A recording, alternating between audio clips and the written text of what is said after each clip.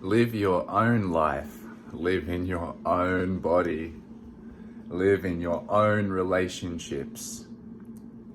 And in your work. Like a tourist. Live like a tourist. Live like you're just dropping in. Because this is how you experience all of the wildness of it, the absurdity, the beauty, the passion and the craziness, while still maintaining peaceful wholeness and unconditional openness. What happens when you forget you're a tourist is that you end up getting stuck to and glued to and enmeshed in the place and the experience that you're in. And when you're all tangled in the experience that you're in, and then you try to move, it feels like it's ripping at you, and it feels like you're ripping at things, and you're unable to allow things to pass, and you're unable to allow people and places to be what they are, and to love them fully, and to allow them to be free, and to allow yourself to be free within them.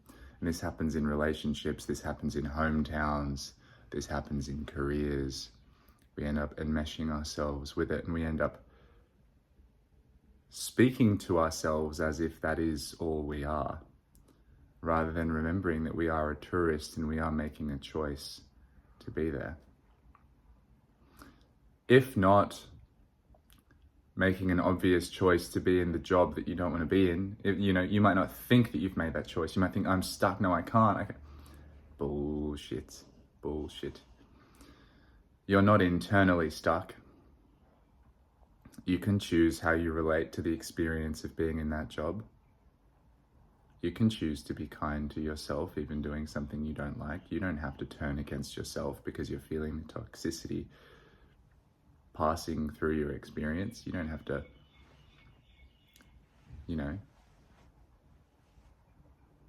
find yourself covered in shit and then choose to shit on yourself as well.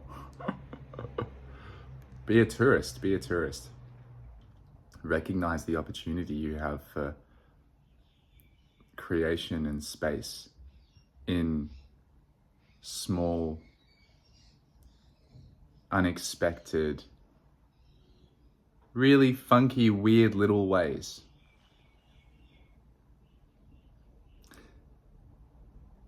Recognize that space is you, not the things that feel stuck. That space, that creation process, that like, ooh, what's this? That's really your essence.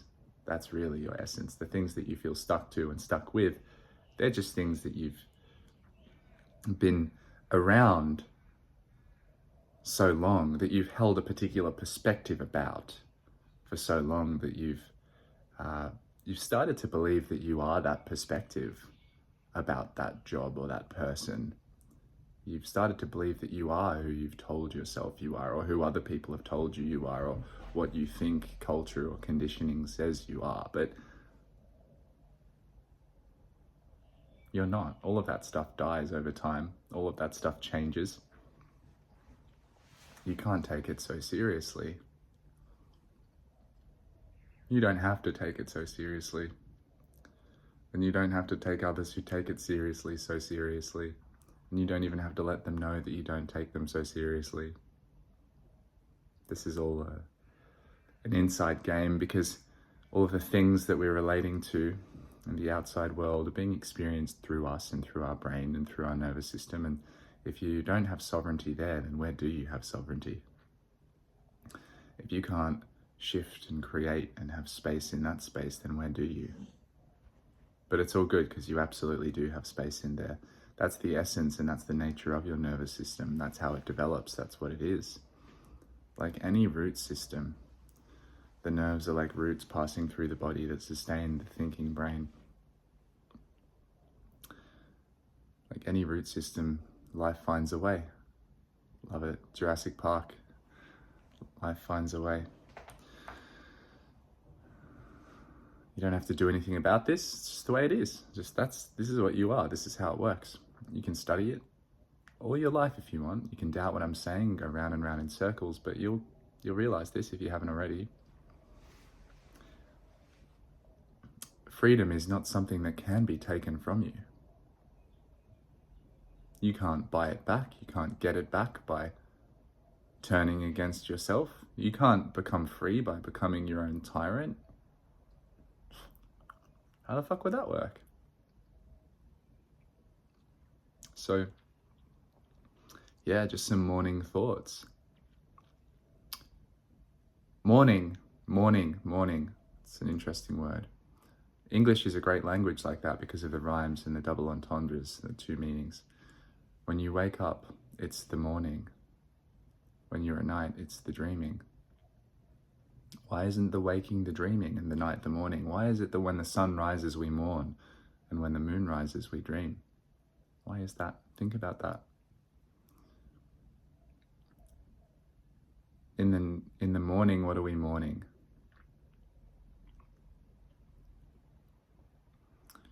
We're mourning the completion of the dream, or we're mourning the completion of the peaceful, dark, dreamless sleep. We're mourning the completion of yesterday. And that might sound all sad, but what's wrong with sad?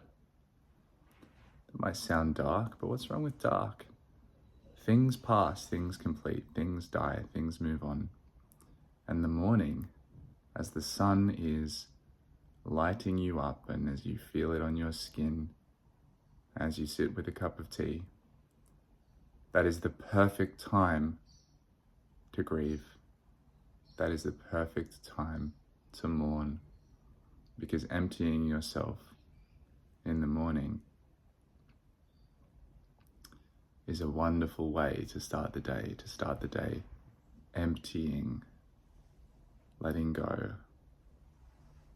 becoming the void, and then allowing yourself to be filled by the light of the sun and by the light of day, allowing yourself to be open to the fresh blank page. And when you go to bed at night and you tuck yourself in, you're about to turn the lights off, it's about to go dark, and maybe you'll dream wonderful dreams, or maybe you'll pass through lifetimes of undigested experience, or maybe you'll miss someone or miss something. Maybe the night will be short, maybe the night will be long, maybe you'll be restful, maybe you'll be restless. That's the dream. That's the dream. You've been dreaming all day. And so as you go into that incubation chamber for the deeper layers of the mind, to allow your experience to integrate and to carry forth the past, to create something in the morrow, that's a good time to pray. And you pray not because there's this religious necessity. You pray because it's good for you. And you pray because it's good for others to pray, even if your prayers are silent, especially if your prayers are silent.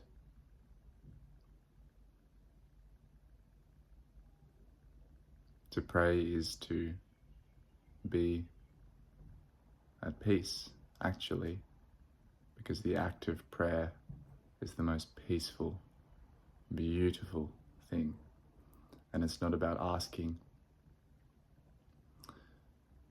You can ask, but what's important if you do ask for something when you pray is to recognize that in the moment of asking, it has been given. And you're like, oh, well, I thought that it would just happen now for me. It's like, no, it's been given. In the moment of asking, you've become aware of what it is that you're asking for. And in becoming aware of the thing that you're seeking, the essence of that thing has come to exist as a seedling within you. And once the essence exists as a seedling within you, it is then your free will, your choice to nurture that seedling as you would nurture an infant or a little kitten or a puppy or a little baby plant. You don't keep asking for more.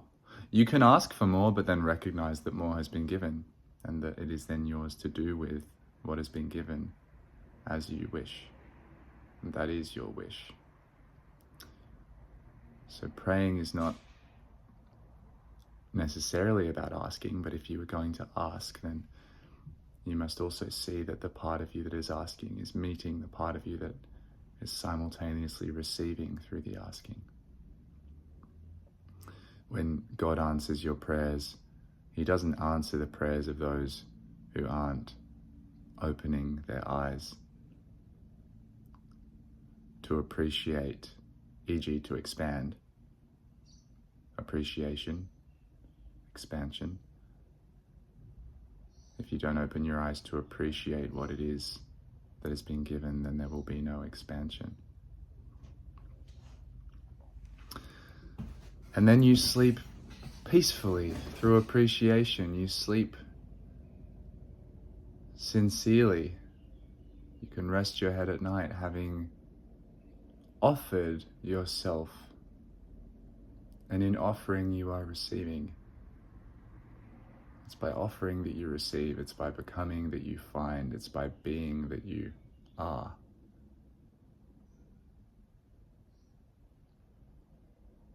And then you wake. You wake up in the morning. What is awake? Awake is awake is what happens after the death. If night is like a death, the wake happens after the death. You pray nighttime. The wake, in the wake of. The wake follows. The wake follows the night. So when you wake, you're celebrating the life. You're remembering the life. And in celebrating and remembering, you then mourn in the morning. As the sun rises,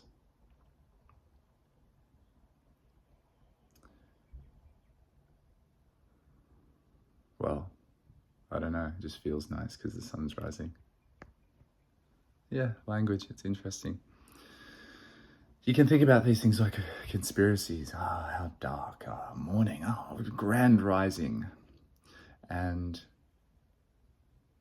yeah, that's a really beautiful way to see it. That's a wonderful energy to start the day with. Perhaps it's a better way to start the day. But if you're going to use the word morning and wake, then look into the word and make peace with the morning. And make peace with the wake. Make peace with the things that you're afraid could be true. What if I was mourning in the morning? What if that were the case? Would it be so bad? And in this way, living in the world we live in, where so many of the meanings seem to be inverted, so many of the things that seem to be good kind of feel bad. So many of the things that feel really good, like really, truly good, aren't always appreciated. We don't always appreciate them just by ourselves. We wait for someone else to appreciate them for us.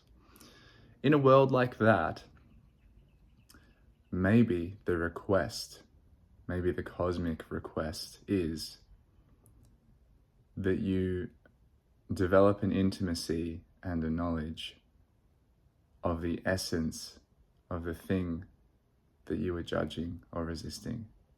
Maybe that's the point. Maybe that's why, if things are upside down, maybe that's why they're upside down. So that you can invert yourself and look at things without judgment. And then when you release all of the judgment and you understand where it all comes from, and then it all just goes upright again, and you go upright together with it rather than resisting it. The world goes this way and you go that way, and so the world looks upside down and you feel displaced. God, I could keep talking. I'm going to stop. What a rant. What a rant. I'll check in soon. I hope you guys are living a good life. Catch ya.